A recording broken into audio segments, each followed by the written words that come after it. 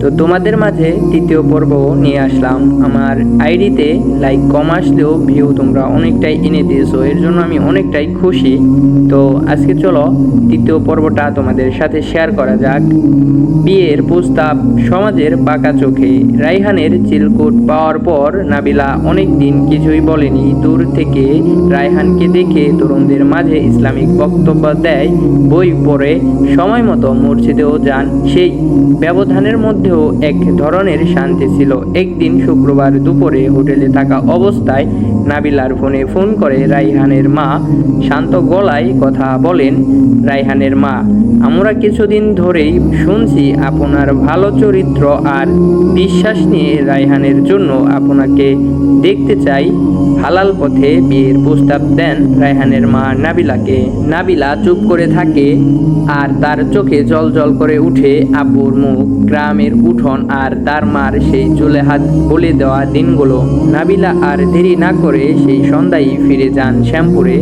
নাবিলা বাড়ি যান সেমিস্টার ছুটিতে। বাবা মাওলানা মোবারক সাহেব নামাজ শেষ করে চায়ের কাপ হাতে নাবিলার বিয়ের কথাই ভাবছিলেন। রায়হানের ব্যাপারটা একটু খতিয়ে ঠিক সেই সময় নাবিলা বাড়িতে ফিরে আসেন। নাবিলা হাত মুখ ধুয়ে তার বাবার সামনে এসে বসেন। ঠিক তখনই তার বাবা বলে ওঠেন, সেই ঢাকার ছেলেটার প্রস্তাবের কথা ভাবিস?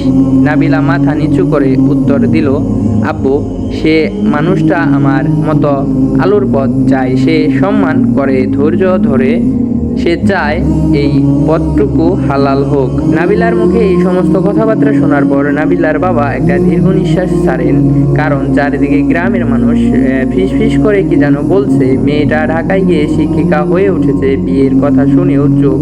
মাওলানার মেয়ে হয়ে কি বেশি জানে? গ্রামের মানুষ বলছে রায়হান তো শহরের ছেলে, পরে যদি নাবিলাকে পর্দা ছাড়তে বলে। নাবিলা এসব শুনে একদিন রাতে নামাজ পড়ে মোনাজাতে বলে, হে আল্লাহ, তুমি আমার সম্মান রক্ষা করো, আমার নিয়ত পরিশুদ্ধ রাখো, বাকি সমাজ দুনিয়া সব তুমি দেখে নিও। আল্লাহর কাছে এই দোয়া করে নাবিলা।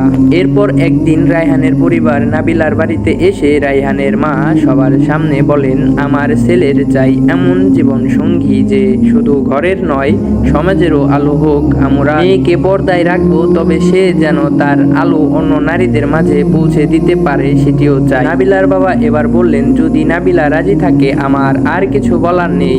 আর নাবিলা সে মাথা নিচু করে বললেন, আমি চাই এই পথ আল্লাহর সন্তুষ্টর জন্য হোক, দুনিয়ার চাপের জন্য নয়। রায়হান মাথা নিচু করে বলল, আমার জন্য আপনি শুধু একজন স্ত্রী নন, একজন সহযাত্রী, দুনিয়া থেকে জান্নাত পর্যন্ত, ইনশাআল্লাহ। মূলত পার্ট 3 এইখানে শেষ হয়ে যায়। যদি তোমরা পার্ট 4 চাও তাহলে একটু বেশি বেশি করে ভিউ উঠিয়ে দিও, আর আমি জানি আমার লাইকের থেকে ভিউ বেশি ওঠে। তো ভালো থাকবেন, ভালো রাখার চেষ্টা করবেন আপনার চারপাশ।